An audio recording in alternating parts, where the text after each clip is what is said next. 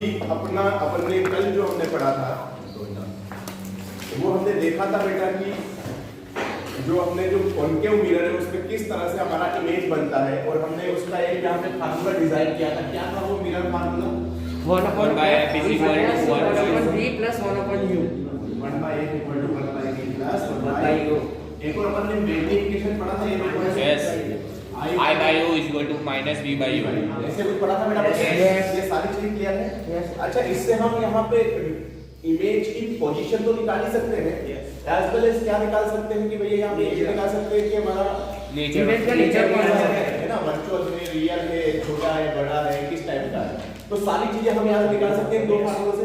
तो ये काफी इंपॉर्टेंट पार्ट है कंपटीशन के लिए भी, और जनरली से बहुत सारे कंपटीशन पे क्वेश्चन पूछे जाते हैं, डायरेक्ट क्वेश्चन आते हैं, आपको ऐसे पलक झपकते से आंसर आ जाएंगे आपके, ठीक है? तो थोड़ा सा पैशंस रखिएगा। तो ये समझ में आ गया बेटा सारी चीजें? चलिए तो हम आगे बढ़ते हैं। तो अगर आप कॉन्वेक्स मिरर का मैं आपको कराऊं या फिर आप बाइसेप कर लेंगे, बताओ यार। कॉन्वेक्स मिरर का भी हम कर सकते हैं। कॉन्वेक्स मिरर भी जनरली जो हमारा तो यहाँ पे भी हम मिरर फार्मूला डिजाइन कर सकते हैं, चाहे तो मिरर फार्मूला। अच्छा, कॉन्वेक्स मिरर का क्या क्या जो सीन होता है? जैसे मान लो हमारा कोई भी कॉन्वेक्स मिरर है, इस टाइप का दिखाई देता है बेटा, यहाँ पे भी हम डिजाइन कर सकते हैं। एज फार्मूला वही आएगा जो भी है इस तरह से। एक्चुअली इसका रेडियस ऑफ कर्वेचर या सेंटर ऑफ कर्वेचर इधर रहता है, सब कुछ है ना, इधर साइड। तो देखो यहाँ मतलब क्या है, स्फीयर इधर से कटा हुआ तो यही रहेगा, इसका फोकस पे क्या रहेगा, इधर से। तो ऑब्जेक्ट हमेशा इधर रखना पड़ेगी। तो हम जानते हैं कि इसका जो फोकस होता है, इसका जो फोकल लेंथ होता है, इसकी रेडियस ऑफ कर्वेचर होती है, वो पॉजिटिव होती है, कि हमने दिखाया था आपको। यस। चलिए तो यहाँ पर भी हम बना सकते हैं। सपोज कीजिएगा कि कहीं ना कहीं यहाँ पर एक ऑब्जेक्ट रखी हुई है हमारी ए एंड बी, ठीक।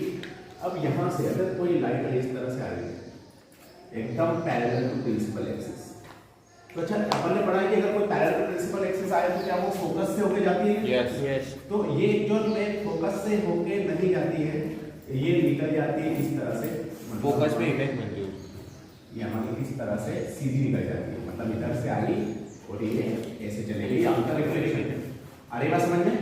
लेकिन हमें क्या क्या लगता है कि बेटा ये कहां से होके गई है? फोकस। क्लियर बेटा? इसके बाद इसका जो नॉर्मल होता है, नॉर्मल वो एक्चुअल में जिस पॉइंट पर रहता है उसे बोलते हैं हम सेंटर ऑफ कर्वेचर। क्या बोलते हैं? Centre of curvature. बात समझ में आ गई?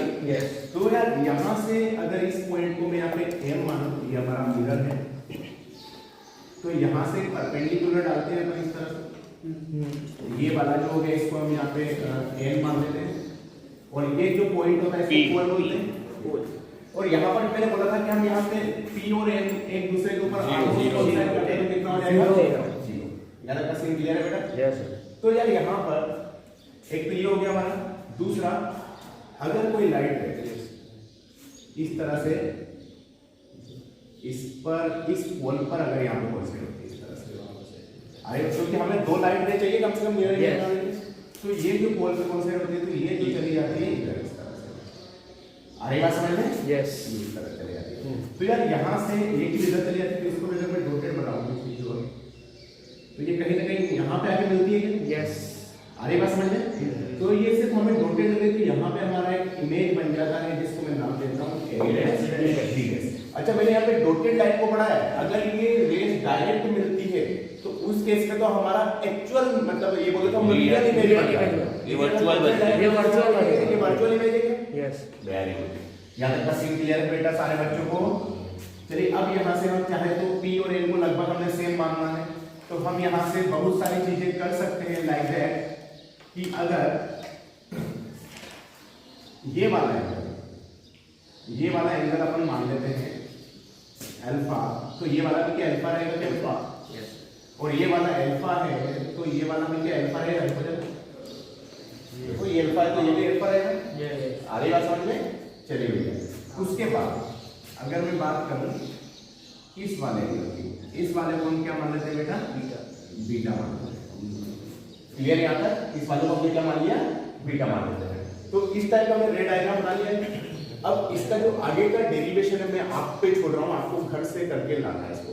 आ रही बात समझ में? Yes. मैंने बताया था किस तरह से डिराइव करना है। Yes. तो इसके डेरिवेशन को आप एज ए होमवर्क में लें। डेरिवेशन अब तो आसान हो जाएगा, मैंने बताया था आपको अल्फा अल्फा किस तरह से करते हैं अपन, तो कर लीजिएगा इसको आराम से। बोर्ड के सिलेबस में चलिए अब यहाँ पे हम थोड़ा सा रिवर्स जाते हैं। तो हमने यहाँ पर मैंने आपको प्लेन मिरर पढ़ाया है, एज वेल एज अपन स्फेरिकल मिरर भी पढ़े हैं।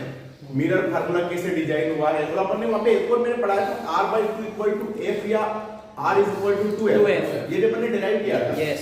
एक तो ये और एक वो कॉन्केव मिरर का जो है ये काफी इंपॉर्टेंट है, इनको अच्छे से आप ध्यान रखिएगा, ठीक है। Yes. तो चलिए अब यहाँ पर एक रिफ्लेक्शन पार्ट हमारा डेट होता है ऑलमोस्ट। अब हम बात करते हैं एक यहाँ पे नए पार्ट की जिसे बोलते हैं रिफ्लेक्शन। नाम सुना है इसका? रिफ्लेक्शन बहुत ही इंपॉर्टेंट पार्ट है। रिफ्लेक्शन पढ़ने से पहले आपको कुछ चीजों का यहाँ पे पढ़ना कंपलसरी है। जैसे हम बात करते हैं सबसे पहले मीडियम है ना, रिफ्लेक्शन के लिए हम यहाँ पे पहले मैं इसकी डेफिनेशन ही लगा रहा हूँ, उससे पहले हम यहाँ पे लाइट की बात करते हैं कि लाइट एक्चुअल में होता क्या है। लाइट हमेशा स्ट्रेट मूव करता है, ये भी हमने पढ़ा है। यस अरे बात समझ में? हाँ। इसके बाद इसकी स्पीड होती है, देखो रिफ्लेक्शन में मैं इसको क्यों पढ़ा रहा हूँ, इसका रीजन है। इसकी स्पीड होती है मीटर पर सेकंड और ये स्पीड होती है इन वैक्यूम।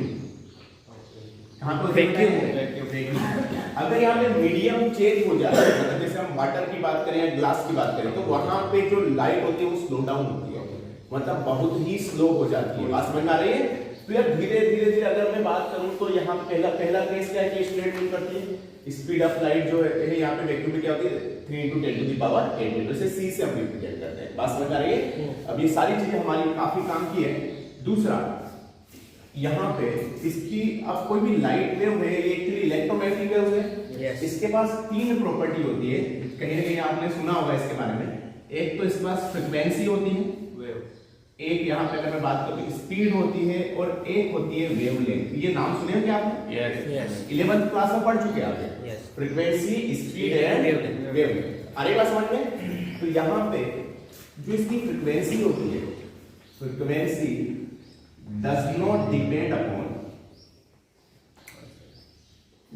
upon मीडिया, ये मीडियम पे डिपेंड नहीं करती। अरे बात समझ में? मतलब फ्रीक्वेंसी आप चाहे लाइट रे को वाटर में ले जाओ या ग्लास में या फिर कहीं पर भी, फ्रीक्वेंसी कभी भी चेंज नहीं होगी। बट अगर मैं मानो स्पीड ऑफ लाइट चेंज हो जाएगी, speed wavelength frequency sorry speed के बाद एक और जो नया क्वांटिटी आया वो क्या था?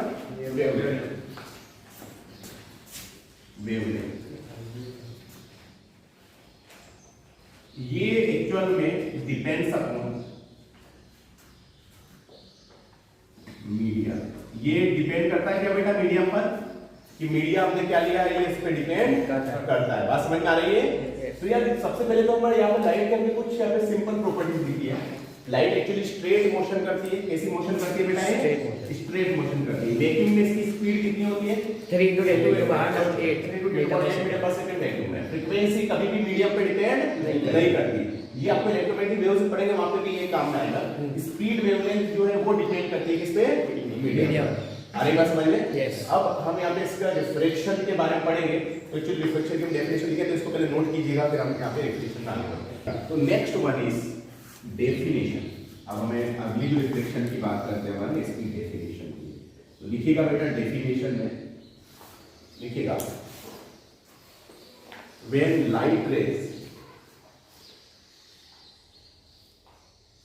light ray goes from one medium to another medium, when light ray goes from one medium to another medium, then it deviates from its path.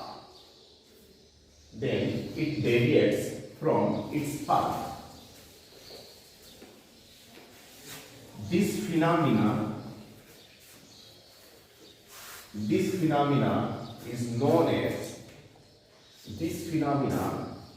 known as,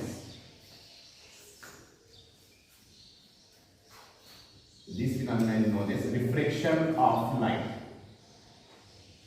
Refraction of light.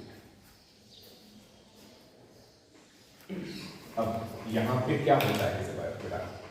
अच्छा यार एक बात बताओ, जैसे मान लो कि ये हमारा कोई भी एक सरफेस है, ओके, और ये दो मीडियम को यहाँ पे क्या करता है, डिवाइड करता है। अच्छा मैंने क्या बोला कि जब लाइट रे एक मीडियम से दूसरे मीडियम में जाती है, मतलब one medium to another medium, तो अपने पास से क्या हो जाती है, डेविएट हो जाती है, और इसी फिनोमेना को क्या बोलते हैं हम लोग यहाँ पे, रिफ्रैक्शन। यहाँ तक क्लियर है बेटा? अब देखो यहाँ पे आपको ये सरफेस, ये जो सरफेस है, ये मान लो कि दो मीडियम है, इसमें पहले मीडियम को मैं यहाँ पे ले रहा हूँ एयर एंड अनदर मीडियम को यहाँ पे ले रहा हूँ मैं वाटर। अरे बात समझ में बेटा? अब मान लो कोई भी लाइट है इस तरह से यहाँ पे इंसिडेंट होती है सरफेस, ये यहाँ पे इन मीडियम इस सरफेस की बात करूं तो ये यहाँ पे हो जाता है इसका नॉर्मल। ठीक, अब देखो इसको हम कैसे समझेंगे। मान लो ये नॉर्मल को हम यहाँ पे एल एंड एस दे रहे हैं, ये वाली जो इसे क्या बोलते हैं, इंसिडेंट रे बोलते हैं बेटा, और ये जो एंगल जो नॉर्मल के साथ बनाती है इसको क्या क्या बोलते हैं, इंसिडेंट एंगल बोलते हैं। पढ़ाई है मैंने? यस। अच्छा यार ये यहाँ पे अगर मैं बात करूं एयर, तो ये एयर और वाटर में से रेयर मीडियम कौन सा है बताओ जरा? एयर। और डेंसर मीडियम कौन सा है यहाँ पे? वाटर। तो कभी भी ये रेयर से डेंसर में जाती है, तो मैं बताता हूं एक स्टोरी की तरह, तो ये एक्चुअली नॉर्मल के करीब आ जाती है। क्या जाती है बेटा? नॉर्मल के करीब आ जाती है, मतलब ये इस तरह से जाएगा। तो ये वाला एंगल क्या हो गया मान लो रिफ्लेक्शन।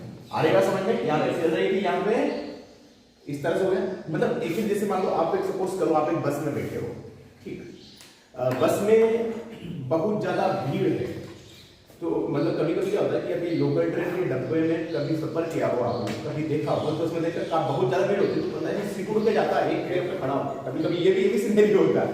अब मान लो कि बस बिल्कुल खाली है, ले देखिए एक दो बंदे ही बैठे हैं उसमें, तो हम कैसे जाएंगे? एकदम राजाओं की तरह जाएंगे।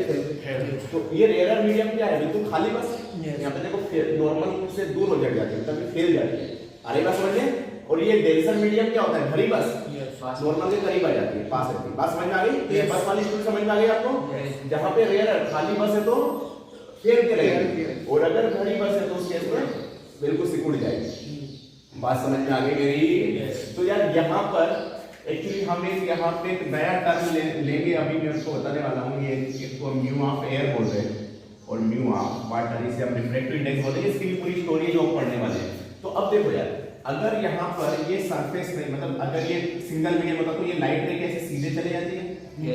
मतलब यहाँ से अगर लाइट रे अगर ये मीडियम होता तो ये क्या सीधे चले जाती है इस तरह?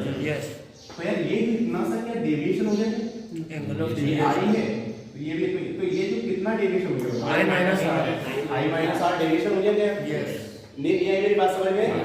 तो यार यहाँ पे कितना डेविएशन हुआ हमारा बताओ जरा? i माइनस r डेविएशन हो गया हमारा यहाँ पे, इसे हम डेल्टा बोल रहे हैं, ये हो गया हमारा i माइनस r। तो मेरा कहने का मतलब ये है कि जब कोई भी लाइट रे किसी एक मीडियम से दूसरे मीडियम में पास होती है, मतलब जाती है, तो यहाँ पे डिपेंड ये करता है कि उस वो मीडियम रेयरर से डेंसर में जा रही है या फिर डेंसर से रेयरर में। अगर डेंसर तो रेयरर से डेंसर में जाएगी तो नॉर्मल के करीब आ जाएगी, और अगर डेंसर से रेयरर में जाएगी तो नॉर्मल से दूर जाएगी। बात समझ में आ गई? Rarer to denser, close to the normal, denser to the rarer, away from the normal। बात समझ में आ गई है? तो ये वाला सिनेरियो समझ तो इसको नोट कीजिएगा। फिर हम एक नया कॉन्सेप्ट पढ़ेंगे, आप म्यू से बोलेंगे रेफरेंशियल इंडेक्स, इसको नोट कीजिएगा बच्चा। चलिए, तो बच्चा सभी को ये वाला समझ में आ गया अच्छे से? तो हमें सिर्फ इतना सा करना है कि भैया अगर रेयर टू डेंसर जा रही है तो ये क्या हो जाएगी, close to the normal. Denser to the rare जा रही है तो उस केस में क्या हो जाएगी, अवे फ्रॉम द नॉर्मल। अगर मैं यहाँ पर एक प्लेन मिरर रख दूं तो क्या ये वापस रिवर्स हो जाएगी? रिवर्स हो जाएगी, और रिवर्स हो जाएगी तो ये अब देखो यहाँ पे इस केस में क्या डेंसर टू रेयर जा रही है, अवे फ्रॉम द नॉर्मल होगी। बात समझ में आ गई बेटा सभी को यार? तो अगर यहाँ पे ये वाला सिनेरियो है, अब यहाँ पे मैंने एक म्यू लिखा है आपको, तो यार ये यहाँ पे काफी इंपॉर्टेंट पार्ट है। तो मीडियम, सबसे पहले तो म्यू समझने के लिए हमें मीडियम के बारे में बात करना है। जैसे जनरली यहाँ पे मीडियम की अगर मैं बात करूँ तो मीडियम तो कई टाइप्स के होते हैं, लाइक कैरोसिन हो गया हमारा, कैरोसिन एक मीडियम है, Yes. Water Yes. मीडियम है ना, ग्लास मीडियम है, मतलब जो भी चीजें हैं हमारी बहुत सारी, ये सब क्या है मीडियम, मीडियम को समझते हो ना। तो अगर मैं बात करूं, हमें यहाँ पे नेक्स्ट वर्ड हम जो पढ़ने वाले हैं, and this term is known as refractive index. Refractive index जिसे हम म्यू से रिप्रेजेंट करेंगे, आगे बात समझिए। अब देखो यहाँ पे सिनेरियो क्या है, जैसे मान लो हमारे पास ये दो मीडिया है, first one is air and next one is water. कोई लाइट में इस तरह से आ रही है, एकदम सीधे चलिए। अब यहाँ से यहाँ पे ये ऊपर वाला टर्म है, ये ऊपर यहाँ पे जो एयर में मोशन करेंगे और यहाँ पे नीचे ये वाटर में मोशन करेंगे। मैंने बोला था कि यार अगर यहाँ पर कोई भी मीडियम की डेंस, मतलब उसका अगर वो ज्यादा डेंसिटी, मतलब वो डेंस होता जाता है, तो उस केस में जो हमारी जो लाइट की स्पीड है वो स्लो होती जाती है। मैंने बताया था आपको Yes. कि मान लो यार ज्यादा डेंस है, जैसे मान लो कि दो लोग आपस में पंगा कर रहे हैं, ठीक है, उनको खुला छोड़ो, ज्यादा पंगा करेंगे, और फिर बीच में कुछ लोग बचाव में जाते हैं, मतलब डेंस मीडियम के, अरे भाई मत लड़े यार मत लड़े, तो वो वाला तो वहां पे क्या उनके पंगा थोड़ा सा कम हो जाता है बस। Yes. तो ये भी वही है पूरा सीन। फिर यहाँ पे जो है, यहाँ पर जो स्पीड है मान लो ये c है, और ये यहाँ पर जो स्पीड है वो क्या है v। तो क्या बेटा यहाँ पे जो c ग्रेटर देन v होती है। Yes. क्यों यहाँ पे मैं ये बोल रहा हूँ, क्योंकि हमारा जो वाटर है वो कौन सा मीडियम है बताओ जरा, डेंसर मीडियम, और ये कौन सा मीडियम है, रेयर। बात समझ आ गई, डेंसर मतलब रेयरर टू डेंसर मीडियम, या तो यहाँ पे स्पीड यहाँ पे कम हो गई। तो यार यहाँ पर अगर मैं इन दोनों का रेशियो देखूं, c by v, c is the speed of light in the air or vacuum, Yes. divided by v the speed of light in the medium। अरे बस समझ में, इन दोनों के रेशियो को ही हम बोलते हैं म्यू, और म्यू को क्या बोलते हैं बेटा, हम यहाँ पे क्या नाम दिए, हम यहाँ पे रिफ्रैक्टिव इंडेक्स। तो लिखिएगा इसकी डेफिनेशन फर्स्ट ऑफ ऑल, लिखिएगा the ratio of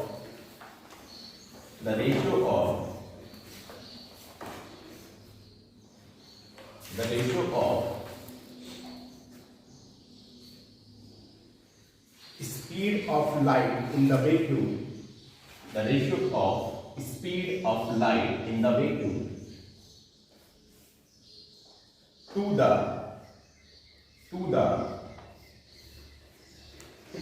speed of light in any medium, to the speed of light in any medium is known as refractive index, is known as refractive index of the medium।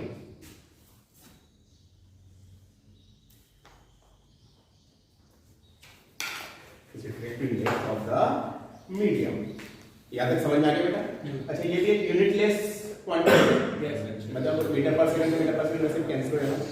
अब देखो यार, यहाँ पर दो तरह के refractive index यहाँ पे होते हैं। अगर मैं बात करूं रिफ्रैक्टिव इंडेक्स, यहाँ पे दो टाइप के हम रिफ्रैक्टिव इंडेक्स यहाँ पे देखेंगे। एक तो होता है हमारा absolute refractive index, and next one होता है रिलेटिव रिफ्रैक्टिव इंडेक्स। एब्सोल्यूट मतलब जो किसी पर डिपेंड नहीं करे। आ रही बात समझ में? अगर मैं बात करूं, मेरे पास यहाँ पे तीन मीडियम से है, first one is air, next one is water, और ये तीनों का ही हमें जनरली काफी यूज होएगा। तो ये तीनों का तो आपको बिल्कुल मतलब याद रखना है। तो यार यहाँ पर mu of air is equal to, ये होता है बेटा 1, म्यू ऑफ वाटर ये होता है हमारा 4/3, एंड म्यू ऑफ ग्लास ये होता है हमारा 3/2। ये तीनों याद हो जाएगी आपको? Yes. Mu of air is 1, mu of water is 4/3। Air या वैक्यूम का हम सेम लेते हैं, कितना होता है 1। मतलब म्यू कभी भी 1 से छोटा नहीं होगा, 1 से ज्यादा ही होगा, ग्रेटर देन 1 होगा मेरा। ग्लास के लिए होता है ये 3/2।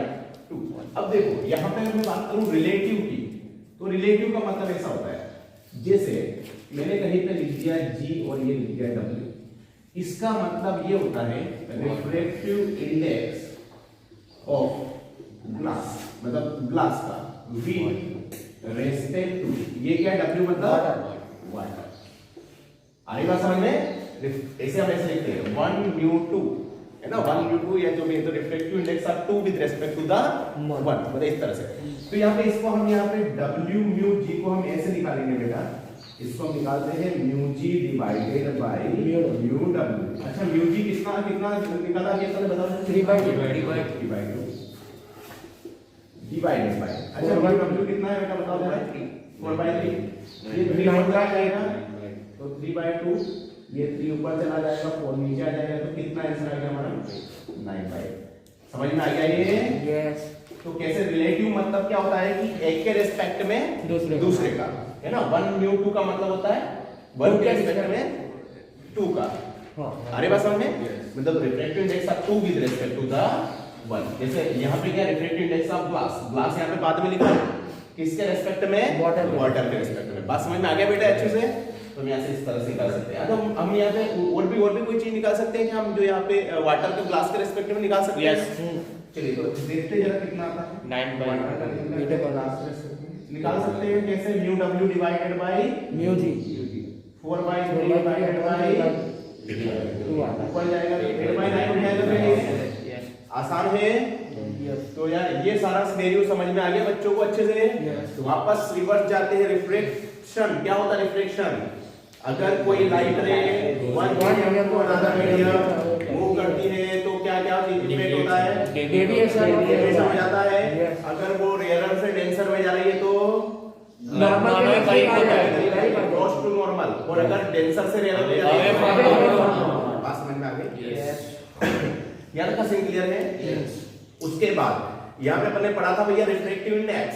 What is the meaning of the refractive index? Ratio of the speed of light in the medium to the speed of light in the medium, known as refractive index. बात समझ में आ गई? अच्छा यहाँ पे अगर मैं रिफ्रैक्टिव इंडेक्स की बात करूं तो दो टाइप के रिफ्रैक्टिव इंडेक्स होते हैं, absolute and relative. What is the absolute? For air it is 1, for water it is 4/10, for glass it is 3/2। And we can also find out the relative refractive index. How we will find out? Mu W mu G means refractive index of glass with respect to the water. तो यहाँ पे पहले यहाँ पे G मतलब यहाँ पे G है तो भैया यहाँ पे ऊपर जो बाद में लिखा होता है उससे नीचे वाले को क्या करते हैं? डिवाइड करते हैं। निकाल सकते हैं क्या? ऐसे हमने glass with respect to the water में निकाल लिया। तो आसान है क्या बेटा ये? समझ में आ गया अच्छे से? चलिए तो आप इसको नोट कीजिएगा, फिर हम यहाँ से आगे बढ़ते हैं। हम अब यहाँ पर एक सिंपल क्वेश्चन करना है। सपोज कीजिएगा कि हमारे पास एक ग्लास स्लेब है, मतलब ग्लास स्लेब या कोई भी ग्लास स्लेब है, इसका रिफ्रैक्टिव इंडेक्स क्या है यहाँ पे? म्यू। अरे बात समझ में? अब क्या है ये यहाँ से लेके यहाँ तक की डिस्टेंस है, सपोज करो ये हमने मान लिया कितना है। कोई लाइट रे इस तरह से एंटर होती है और यहाँ से सीधे चले जाती है। अरे बात समझ में? यहाँ से एंटर हुई और यहाँ से चले गई, तो इसका टोटल इस ग्लास स्लेब के अंदर मतलब डिस्प्लेसमेंट कितना हुआ इसका पता होगा? x। अरे बात समझ में? तो आपको निकालना है यहाँ पर इस क्वेश्चन में find time taken by the ray to cross the slab. क्या निकालना है बेटा अपने को कि कितना टाइम इसने इस स्लेब को क्रॉस करने में लिया है। तो वो टाइम आपको निकालना है, तो मैं आपको दे रहा हूँ 2-3 मिनट, तो आराम से इसको इत्मीनान से क्या कीजिएगा? सोल्व कीजिएगा। इसको डन कर क्या क्या दिया है इसमें? यहाँ पे व्यू दे रखा है। यहाँ पर बेटा एक बात बताओ, जनरली ये जो हमारी लाइट है यहाँ से एंटर होती है और इधर जाके एग्जिट कर जाती है, यहाँ तक का टाइम, तो यहाँ पे कितनी डिस्टेंस का x और किसने x की, यहाँ तक का सीन क्लियर? अच्छा अभी हमने पढ़ा था कि बेटा C/V इक्वल टू होता है म्यू। ये पढ़ा है क्या? ये थोड़ी देर पहले पढ़ा था। तो चाहे इस मीडियम में जिसका रिफ्रैक्टिव इंडेक्स म्यू है, इसमें इसकी स्पीड कितनी होगी? तो यहाँ से स्पीड हम निकाल सकते हैं क्या? बताओ जरा कितनी होगी? v को ऊपर ले जाए, म्यू को नीचे ले आए तो क्या c/v हो जाएगी क्या? इतनी बात समझ में आई? तो ये क्या इसमें स्पीड हो गई क्या? हाँ, बात समझ में आ गई? अच्छा डिस्टेंस कितनी है इसकी बताओ? x। कितनी डिस्टेंस कवर करनी है? अरे बात समझ में? अच्छा हमने यहाँ पे 6th क्लास में फार्मूला पढ़ा था, स्पीड इक्वल टू जो होता है डिस्टेंस अपॉन टाइम। पढ़ा है क्या बेटा ये? यस। तो यहाँ पे टाइम निकालना, तो टाइम को यहाँ पे ऊपर ले आए तो टाइम इक्वल टू क्या? डिस्टेंस अपॉन स्पीड हो जाएगा। यस, बात समझ में आ गई? अच्छा टाइम को हम यहाँ पे मान लेते हैं t। डिस्टेंस कितनी जल्दी बताओ X upon. देखो स्पीड अगर वैक्यूम में होती तो यहाँ पे मैं c लेता, यस वैक्यूम में होती तो मैं यहाँ पे क्या लेता C.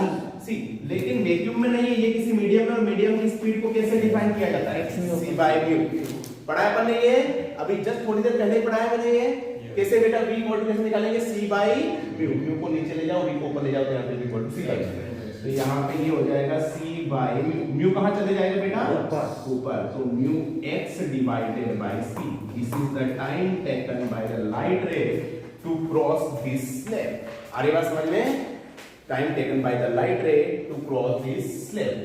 अब इस पे बेटा में क्वेश्चन करेंगे, बहुत ही कमाल का क्वेश्चन है, तो जस्ट आप पहले इसको नोट कीजिएगा फिर हम आगे बढ़ते हैं। लिखिएगा इसका question, if we fill A5 if we fill water in between sun to earth, water in between sun to earth, and what is the refractive index of the water is water 4/3. If we fill water in between sun and earth, then what will be time taken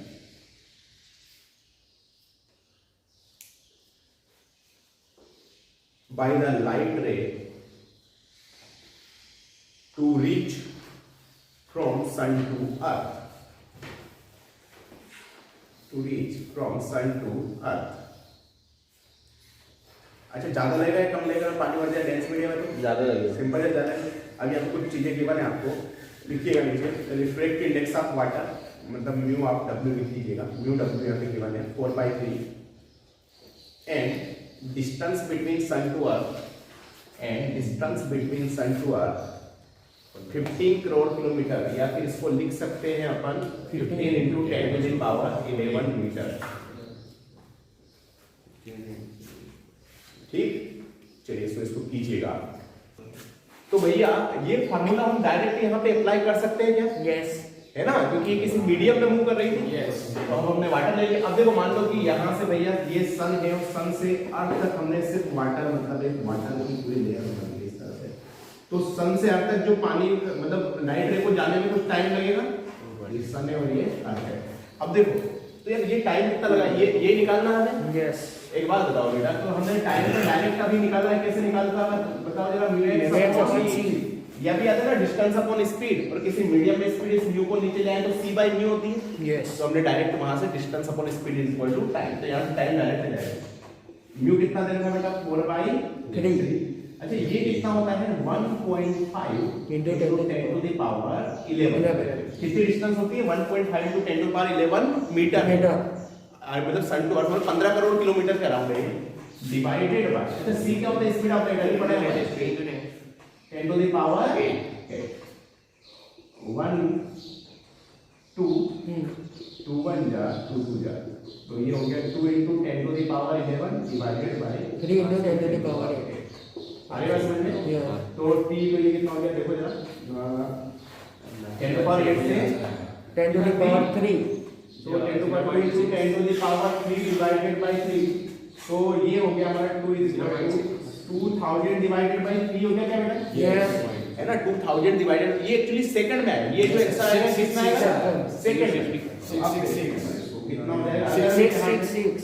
yes, तो यहाँ पर इसमें मैं किससे divide कर दूं ताकि minute में जाए बताओ? 60 से 60 से डिवाइड कर देंगे अपन। यस, ये तो अपना सेकंड्स में आंसर आया, लेकिन अगर मुझे इसको मिनट में डिवाइड तो मुझे कितना करना पड़ेगा? 11 मिनट आ रही है, तो ये हो जाएगा अपना 0 से 1 0 कैंसिल, तो ये हो जाएगा अपना बेटा time is equal to 200 divided by 18। अब काट दे इसको 100 by 9। यस 100 by 9 के लिए बात करूं तो 100 by 9 मिनट, तो कितना हो जाएगा 11.11 ऐसा कुछ हो जाएगा क्या? यस कितने मिनट्स लगेंगे? ये समझ ये आ गया ये?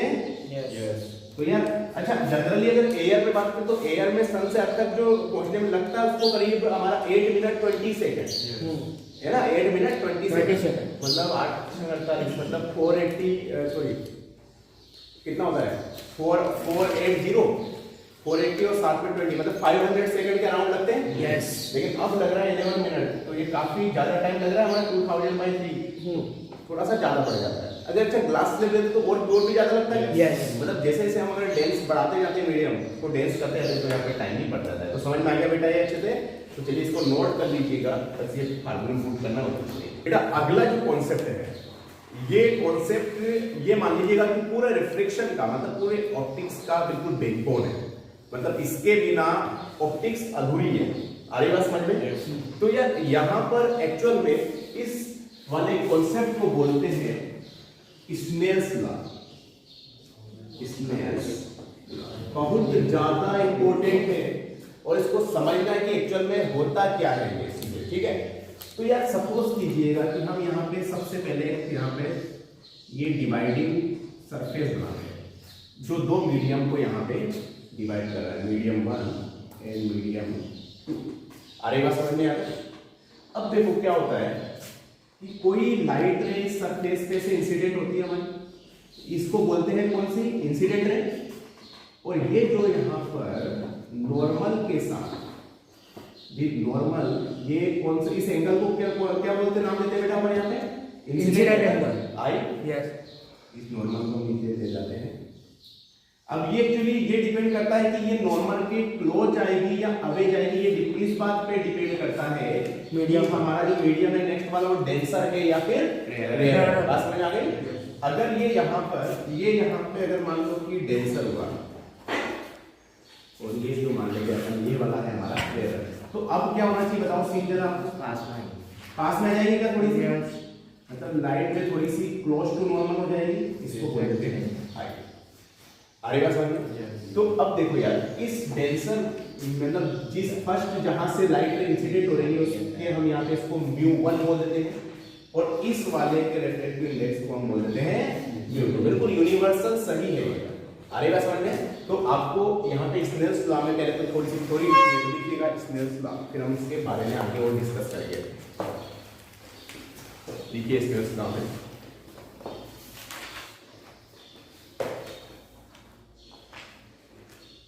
लिखिएगा the ratio of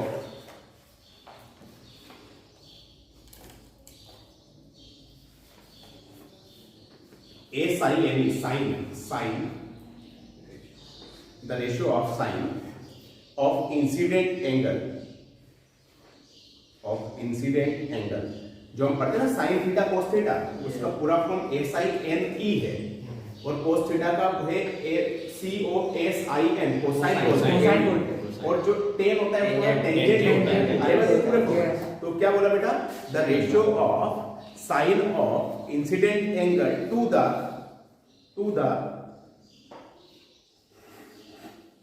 the sine of refracted angle, refracted refracted angle will be always a constant, and this constant is known as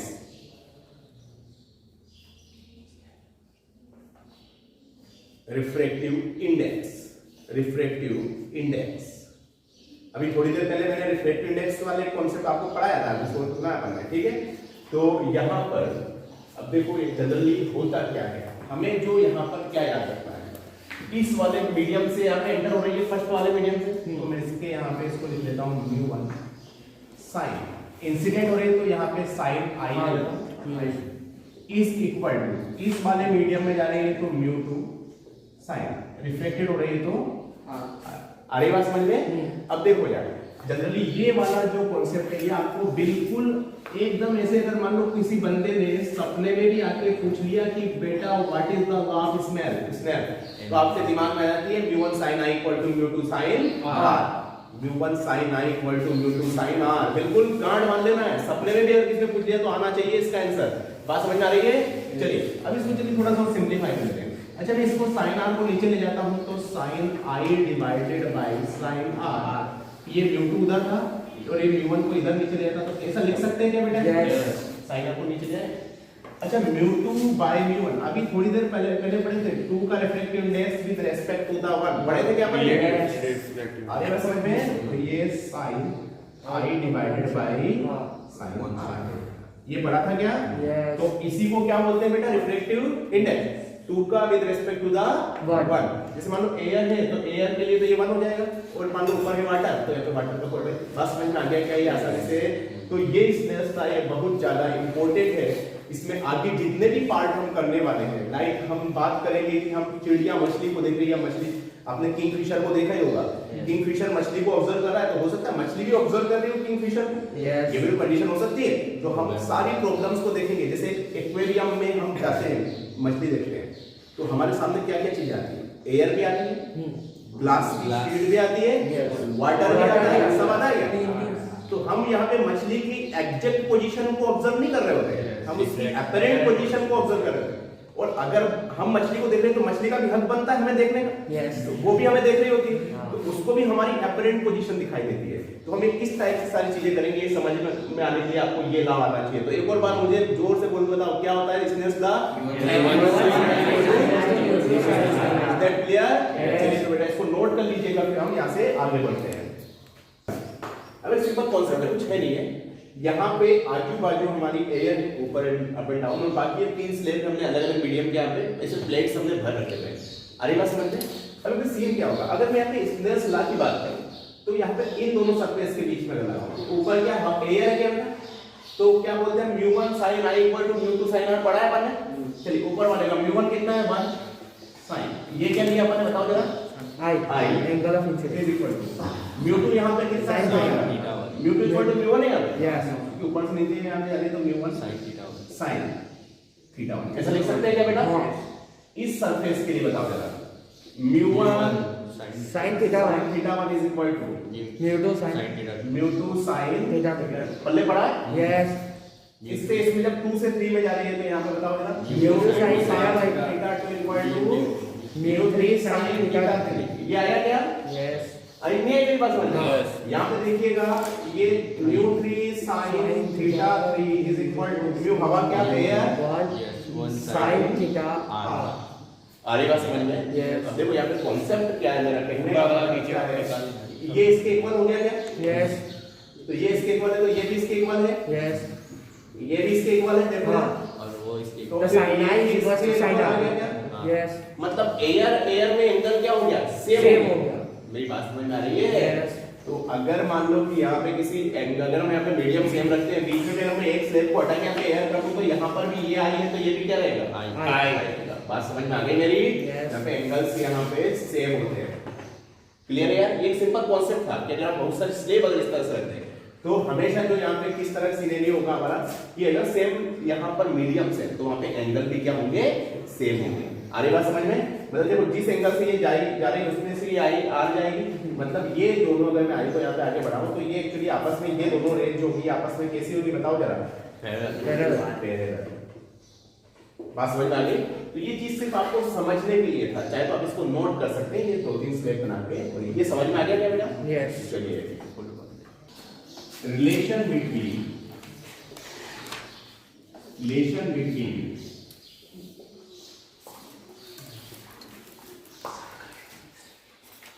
actual depth and apparent depth। इस एक्चुअल डेप्थ को मैं यहाँ पे डी AC बोल रहा हूँ और इसको बोल रहा हूँ DF। ओके अच्छा अपरेंट डेप्थ। अब अगर आप किसी मछली को किसी वाटर के इसमें अगर हम देखें मान लो एक बड़ा सा बाउल है इसमें हमने मछली को रख रखा है। जो घर में छोटा सा एक्वेरियम रखते हैं ना तो जब हम मछली को देख रहे होते हैं तो हमें मछली जो होती है जो फिश होती है वो हमें एक्चुअल पोजीशन पर नहीं दिखाई देती है, उससे थोड़ा सा ऊपर दिखाई देती है। अरे बात समझ में? मतलब यार ये यहाँ से लेके यहाँ तक इसे ये O मान लेते हैं तो ये A से O तक की जो है ये तो इसकी D एक्चुअल है क्या बेटा? यस लेकिन हमें यहाँ पर एक्चुअल में D हमें मछली का थोड़ी सी ऊपर दिखाई दे रहा है तो यार ये जो यहाँ तक है इसको बोलते हैं अपन D अपरेंट। अरे बात समझ में? और जो ये यहाँ पर इसको D actual minus D apparent तो यार इसे बोलते हैं ये कि हमारी 50 हो गई तो इसका डेल्टा D बोलते हैं। बात समझ में आ गई? ये क्या हमारी डेल्टा डी, और डेल्टा डी को क्या बोलेंगे यहाँ पे शिफ्टिंग। बात समझ में आ गई? चलिए बेटा, तो हम यहाँ से एक और मैंने यहाँ पर एक कॉन्सेप्ट पढ़ाया था आपको कि कहीं पर भी अगर एंगल बहुत ही छोटा हो, बहुत ही माइनर एंगल हो, तो उस केस में sine theta equal to theta या इक्वल टू tan थीटा, ये एक ही बात है। ये तीनों को हम यहाँ पे एक दूसरे के इक्वल रख सकते हैं अगर एंगल हमारा क्या हो बहुत छोटा। तो बहुत छोटा नहीं, ये एक्चुअली थीटा और साइन थीटा के बीच में ऐसा रिलेशन है कि ये 30 डिग्री एंगल तक मतलब सेम वैल्यूज आती है। 30 डिग्री का मतलब क्या होता है बताओ? 30 डिग्री पाई बाय 6 होता है और 30 डिग्री पे साइन कितना होता है? 1/2। पाई बाय 6 को क्या 3.14 के राउंड लिखते हैं अपन? यस। 3 1 10 3 2, जब तो यहाँ पे भी ऑलमोस्ट क्या हो गया? मतलब ये 30 डिग्री के अगर छोटा एंगल हो तो वहां पर भी जो थीटा और साइन थीटा को हम क्या लिख सकते हैं? ऑलमोस्ट इक्वल लिख सकते हैं। बात समझ में आ गई? चलिए, तो यहाँ पे अगर हम बात करें तो यहाँ पर हम सबसे पहले तो लगाते हैं भैया स्नेल्स लॉ। क्या बोलता है स्नेल्स लॉ बेटा? Sine i. स्नेल्स लॉ हमने पढ़ा है sine μ1 sin i equal to μ2 sin r। ये पढ़ा है क्या बेटा अपन ने? चलिए μ1 मतलब ऊपर मान लेते हैं अपन एयर मान लेते हैं, तो एयर का म्यू इक्वल टू क्या होता है बताओ जरा? 1। ऐसे नीचे अगर हमने वाटर, क्योंकि मछली अगर ये पानी में रहती है तो 4/3, लेकिन इस वाटर का अपन अभी क्या मान लेते हैं? अरे बस समझ में क्या मान लिया? म्यू मान लिया। तो अगर मान लो यहाँ पे अगर बात करूं वाटर से, अब यहाँ पे इंसिडेंट है जो जा रही है, ये वाटर से जा रही है, ये नॉर्मल पे से यहाँ पे नॉर्मल सन आई आती। अच्छा ये वाटर डेंसर से रेयर में जाए तो नॉर्मल से थोड़ा दूर हट जाएगी क्या? यस, दूर हट गई। अगर फ्रॉम द नॉर्मल तो जो भी यहाँ से बंदा दिखेगा तो उसको मछली यहाँ पे ना दिखते हुए कहाँ दिखेगी? थोड़ी यहाँ थोड़ी सी ऊपर उठी हुई नजर आएगी। बात समझ में आ गई? तो यार यहाँ से थोड़ी सी शिफ्टिंग हो जाती है तो ये बंदे में यहाँ पे इस तरह दिखती है। और ये जो सारा का सारा किस्सा क्यों हो रहा है? क्योंकि यहाँ पे इस लाइट रे का रिफ्लेक्शन हो रहा है। क्या हो रहा है? रिफ्लेक्शन। बात समझ में आ रही है? एक मिनट से दूसरे मिनट करें। चलिए भैया μ1 वाटर म्यू दे दिया अपन ने, sin i is equal to μ2 क्या एयर में जरा एयर में कितना होता है बेटा? 1 sin r। यार का सीन क्लियर है बेटा? चलिए तो यहाँ से हम ना एक चीज आ गई हमारी, इसे इक्वेशन नंबर 1 कहते हैं। ये सब ऐसे लिख सकते हैं sin r divided by sin i। आगे बात समझ में? अब यहाँ पे r और i बहुत छोटे हैं तो अपन ऐसा लिख सकते हैं कि mu equal to r upon i। इसे नंबर दे दो इक्वेशन नंबर 1। यार का सीन क्लियर है? r और i क्या है? बहुत ही छोटे, वेरी स्मॉल। तो इस वजह से हमारा जो r अपॉन i लिख दे इसको इस इक्वेशन नंबर 1। अब देखो जरा ये पॉइंट a भी है, इसे हम यहाँ पे o मान लेते हैं, इस पर कोई बात मान लेते हैं। तो यहाँ से एक बात बताओ, ये वाला एंगल r है तो क्या ये वाला एंगल भी r होगा क्या? ये वाला भी r होगा क्या? नहीं आया समझ में? ये अगर अपन इस तरह से खींचे यूं तो ये r है तो ये भी क्या होगा? r। अरे बस समझ में? ऐसे ही अगर बेटा यहाँ पे ये वाले बात करो इसकी, तो ये वाला एंगल i है तो ये भी क्या i होगा क्या? या ये i है तो ये भी क्या होगा? अब मैं बात करूं यहाँ पर इस वाले ABI in triangle ABI, in triangle ABI पे अपन ऐसा लिख सकते हैं क्या बेटा कि tan ABI, ये वाले पॉइंट मैंने O बोला है, इसको क्या बोला है? I। ABI में तो tan R इक्वल टू ये लिख सकते हैं क्या? तो AB upon D upon, yes पढ़ा है हमने ये। tan I इक्वल टू क्या लिख सकते हैं बेटा? AB upon D upon. नहीं आया समझ में? ये ट्रायंगल देखो ABI, ये R एंगल बना है, एंगल और ये 90 डिग्री है क्या? एंगल के फ्रंट वाले को क्या बोलते हैं? परपेंडिकुलर। इसको क्या बोलते हैं? बेस। परपेंडिकुलर अपॉन बेस क्या होता है? tan होता है क्या? तो परपेंडिकुलर क्या हो गया? AB। बेस कितना हो गया? ये AI, और AI की वैल्यू क्या है? D। डायरेक्ट कर दूं मैं? AB upon D upon is equal to 10 i. तो यहाँ पे भी i छोटा है तो इसको मैं i लिख दूं क्या? ये हो जाएगा AB अपॉन D अपॉन। इसे इक्वेशन नंबर 2 दे दो। दूसरा इन ट्रायंगल ABO, अच्छा ट्रायंगल ABO में देखो ABO, ये O है, ये वाला जो मछली की जो एक्चुअल पोजीशन है ये, इसको मैं नाम दिया है ट्रायंगल ABO। अच्छा यहाँ पे ये क्या i बनेगा? यस, मैंने गलती कर दिया, यहाँ पे r था ना, ये इसने बोला नहीं हमसे भी, ये क्या है एन। समझ में आ गया? अच्छा यहाँ पे देखो ये आर है, इसलिए आप लोग यहाँ दे दिया, ये भी है। अच्छा ये वाला है ए बी को, ए बी को क्या कौन सा एंगल बन रहा है बेटा? Perpendicular upon base. अच्छा बेस कितना है यहाँ से? डी परपेंडिकुलर क्या है? A B. तो यहाँ पे ए बी ओ में एन आई, वहां पे आ था बेटा ए बी आई में, ठीक है? यहाँ पे n i is equal to कितना हो गया बेटा, बताओ बेटा? A B upon D actual. यहाँ पे भी बहुत छोटा एंगल है तो यहाँ पे भी क्या हो गया? I equal to A B upon D actual. इसे इक्वेशन नंबर कौन सा ले लिया अपन ने? अच्छा इक्वेशन नंबर 2 एंड 3 से आई आर की वैल्यू कहां पुट कर दूं मैं? Put the values in one. Yes, put the values i and r in equation number first में पुट करते हैं अपन। तो mu is equal to r की जगह कितना रख दूं, बताओ जरा बेटा, बताओ जरा मुझे कितना है? A B upon D apparent, A B upon D apparent divided by A B upon D actual, A B upon D actual. ये कैंसिल हो जाएंगे ए से भी। ये डी एक्चुअल कहां चला जाएगा? D actual upon D apparent. इस डी एपरेंट को इधर ले आओ तो डी एपरेंट इक्वल हो जाएगा डी एक्चुअल अपॉन म्यू। बात समझ में आई कि नहीं आई? ये बहुत ही इंपॉर्टेंट फार्मूला है, डी एक्चुअल अपॉन म्यू। ये तो हमारा क्या निकाल लिया हमने? D apparent. कि हमें कहां पे दिख रही है? मान लो अगर वो मेरे बोला कि वाटर का 4/3 है, हम यहाँ पे 40 मीटर गहराई वाली मछली देख रहे हैं, कितना हो जाएगा? 40 अपॉन 4/3 हो जाएगी। तो क्या आपको 30 में लिखेगी? 40 अपॉन 4/3 तो दिख जाएगी। मतलब वहां पे शिफ्टिंग कितनी? 10 मीटर की शिफ्टिंग हो गई क्या है? यस। आ रही बात समझ में? तो ये तो हमारी डी एपरेंट, मतलब इसे बोलते हैं हम एपरेंट डेप्थ। एपरेंट डेप्थ यहाँ तक का सीन क्लियर है? यस। नेक्स्ट वन अगर मैं इसी में बात करूं शिफ्टिंग, ये भी काफी इंपॉर्टेंट पार्ट है। शिफ्टिंग क्या होता है बेटा? Shifting D actual minus D apparent. इसे डेल्टा टी को अपन ऐसा लिख सकते हैं कि D actual minus D apparent. देखो कैसे शिफ्टिंग कितनी हुई यहाँ पे डायग्राम में, ये यही शिफ्टिंग हुई है। यस। ये टोटल डी एक्चुअल, ये डी एपरेंट। तो इस डी एक्चुअल में से डी एपरेंट अगर मैं सब्ट्रैक्ट कर दूं तो मेरे यहाँ पे शिफ्टिंग आ जाएगी। इसका डेल्टा डी, तो डेल्टा डी मतलब हो गया D actual minus D apparent.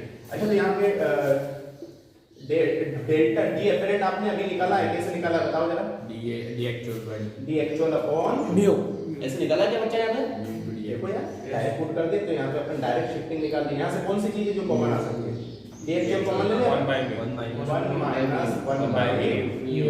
Sorry इसको थोड़ा सा अपन 1 माइनस 1 बाय म्यू। और ये एक्चुअली शिफ्टिंग का फार्मूला है, तो ये अच्छे से आपको याद रखना है। ये समझ में आ गया बच्चा सभी को यार? यस। अच्छे से चलिए तो इसको नोट कर लीजिएगा, फिर हम आगे बढ़ते हैं।